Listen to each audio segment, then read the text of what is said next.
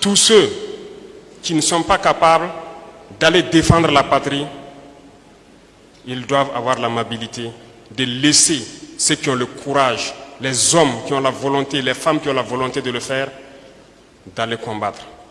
Ils doivent se contenter de manger et de dormir et laisser les autres travailler. Parce que nous avons observé durant tous ces temps, nous avons pu remarquer tous ceux qui travaillent à contre-courant, qui travaillent contre cette patrie.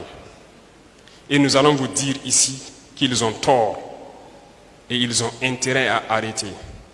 Et nous ne pouvions commencer cette phase ailleurs si ce n'est à Kaya. Et ça doit être lancé ici encore.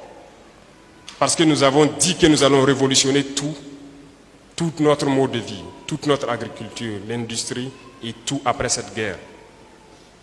Et nous avons décidé de lancer cette phase ici. Celui-là est un exemple, les autres suivront les jours à venir.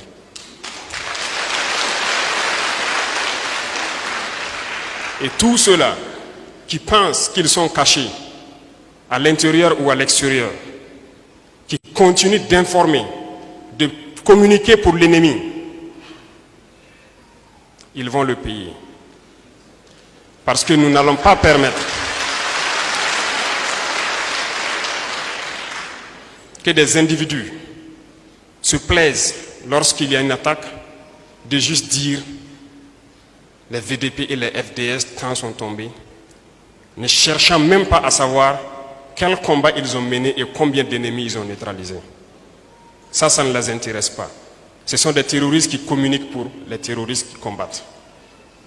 Qu'ils comprennent que les relations entre États sont toujours fortes. Les relations entre un individu et un État ne peuvent jamais surpasser les relations entre États parce que nous aurons toujours des compromis. Ils ne sont pas cachés et nous les chercherons là où ils sont. Et ils viendront répondre de leurs actes ici.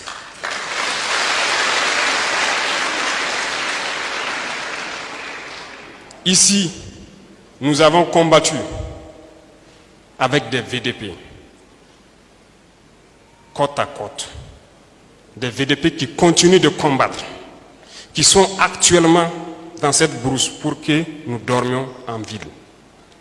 Parmi ces VDP, nous avons vu des jeunes, nous avons aussi vu des vieux, de vieilles personnes. J'ai combattu aux côtés de VDP qui avaient plus de 70 ans. Peut-être qu'il est toujours en brousse. Je l'ai connu ici. Il roulait à moto et il combattait avec nous. Ils sont nombreux d'ailleurs. Et comment des jeunes, ne pouvant pas aller au front, se permettent, pour moi je dirais, de se foutre de ces gens qui se battent jour et nuit. C'est inconcevable. Et nous n'allons pas laisser ça comme ça. J'ai connu des VDP, des enseignants, des infirmiers, des chefs de projet, qui ont abandonné tout et qui sont sur le terrain aujourd'hui pour se battre. Quand je les ai croisés, je me suis posé la question, mais le patriotisme, ça existe encore au Burkina. Il y en a. Et le ministre de la fonction publique a été instruit de faire le point de tous ces gens qui sont en train de se battre et ceux qui souhaitent se reconvertir pour intégrer l'armée. Parce que c'est ça, les combattants. Ceux qui ne peuvent les accompagner, qui ne les découragent pas. Parce que les Burkinabés ont décidé de prendre leur destin en main et de combattre pour libérer leur terre. Et c'est ce que nous allons faire. À ces individus-là, qui continuent d'espérer pouvoir manipuler la population, manipuler la jeunesse, nous leur disons d'arrêter. Il est temps. Nous les avons observés. Nous les avons observés parler. Nous les avons observés dans leurs réunions nocturnes. Les vrais impérialistes sont avec nous. Thomas Sankara le disait, n'allez pas loin chercher. L'impérialisme se trouve dans vos assiettes.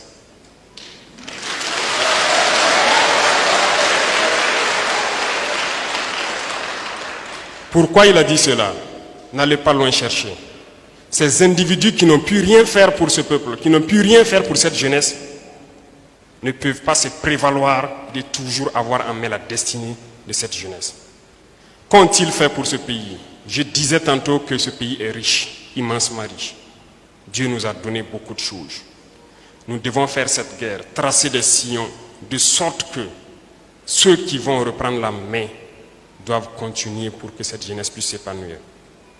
Qu'ont-ils fait durant toutes ces années qu'aujourd'hui, en 2023, nous nous retrouvons avec des populations qui continuent de boire l'eau des marigots, qui continuent de boire l'eau de certains puits? Qu'ont-ils fait? Où étaient-ils? Posez-vous la question. Parce qu'ils ont la capacité, ils ont eu la capacité durant des années de donner de l'eau potable à tout le Burkina. Ils ne l'ont pas fait. Qu'ont-ils fait pour les jeunes? Qu'ont-ils fait pour le monde rural? Ça leur plaît peut-être d'importer des matières que nous avons ici. Je vous informe que nous pouvons produire de l'engrais au Burkina parce que nous avons le phosphate sur notre sol et beaucoup d'autres choses. Qu'ont-ils fait pour ne pas le faire? Nous importons, les paysans n'arrivent pas à payer l'engrais. Pourtant, nous pouvons le faire. Qu'ont-ils fait pour que le prix du ciment baisse? Parce que le calcaire qui sert à fabriquer le clinker pour le ciment, nous l'avons au Burkina Faso. Qu'ont-ils fait pour cela? Doivent-ils encore venir berner quelqu'un? Devons-nous continuer à citer tout ce qu'ils pourraient faire, qu'ils n'ont pas fait? Je dis et je le répète, ces sacs d'argent qui continuent de rentrer dans les universités, prenez, c'est votre argent. Prenez, pillez, ne les laissez pas repartir avec. C'est votre argent, prenez et bouffez.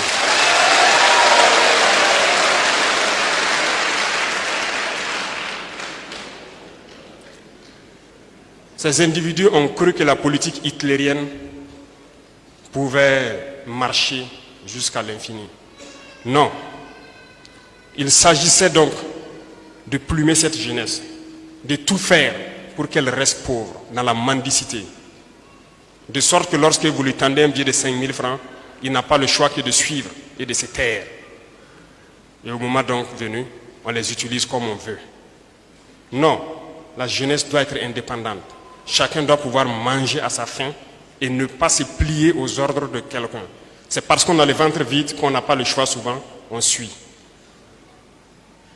C'est cette politique qui a été adoptée depuis longtemps. Il est temps qu'on arrête cela. Les richesses sont entre les mains d'individus véreux qui tiennent le pays. C'est eux qui tiennent les greniers. Ils choisissent quelques jeunes, on les donne quelques sacs de mil, quelques épis, et lorsque la masse populaire commence à pleurnicher, on jette quelques graines par terre pour qu'ils picorent et ils doivent se taire. C'est ça la politique qui existe ici. Ça doit cesser. On ne doit pas utiliser nos masses populaires, notre jeunesse comme ça.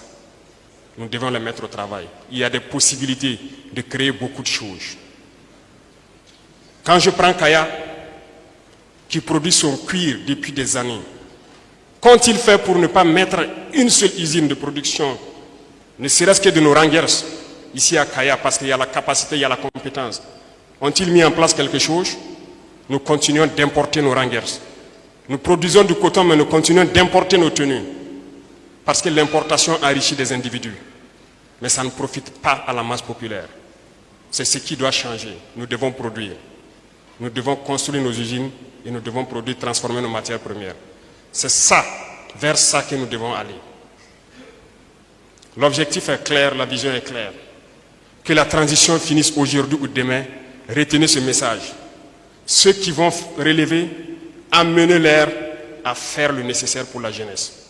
Nous allons tracer ces signaux. Et tout ce qui peut être fait au cours de cette transition, nous le ferons. Qu'ont-ils fait pour ne pas pouvoir mettre ne serait-ce qu'une raffinerie au pays? Parce qu'à partir de là, nous allons avoir moins cher le goudron. Nous pourrons bâtir nos routes.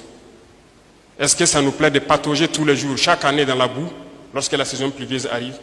Pendant que nous avons le granit en pagaille au Burkina, nous avons la latérite. Il ne manque que le goudron, que si nous essayons, nous pourrons bien faire et bien bitumer nos routes et vivre bien.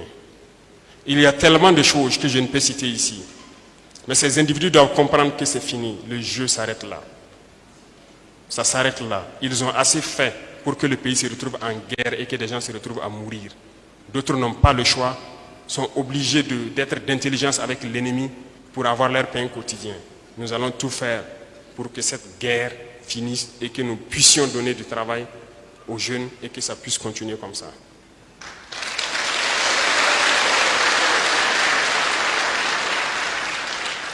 Je ne saurais donc être très long, le temps est bref.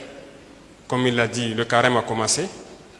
Ça ne sera pas facile pour tout le monde le premier jour, pour les musulmans de la salle. Donc, on va raccourcir. Et ce que je peux souhaiter, tout ce que je peux vous souhaiter, c'est de rester unis, de soutenir ceux qui vont s'engager pour être VDP, de soutenir vos FDS, de vous organiser, de veiller. Vous ne devez plus dormir. Nous devons nous mettre au travail. Parce que lorsque ces VDP seront formés, ils vont rejoindre leur village. Et nous devons tous apporter notre contribution. Les civils, les militaires, les VDP, tout le monde a sa pierre à apporter. Parce que si nous avons été cherchés une fois, et si nous repartons, nous devons tout mettre en œuvre pour qu'on ne cherche pas une deuxième fois. Si c'était pour eux, c'était un boulevard, c'est à nous de créer tout ce qui est obstacle pour empêcher que l'ennemi ne revienne une deuxième fois. Si on dormait pour qu'on vienne nous chercher, c'est qu'on ne doit plus dormir. Donc je sais compter sur tous les Burkinabés, que le message sera entendu partout et que nous restions debout. Que Dieu bénisse le Burkina Faso, que Dieu accompagne les combattants, que Dieu les protège et qu'il veille sur tous les combattants, que Dieu apporte à cette patrie la paix que nous recherchons tant. Merci beaucoup, jeunesse de Kaya. La patrie ou la mort.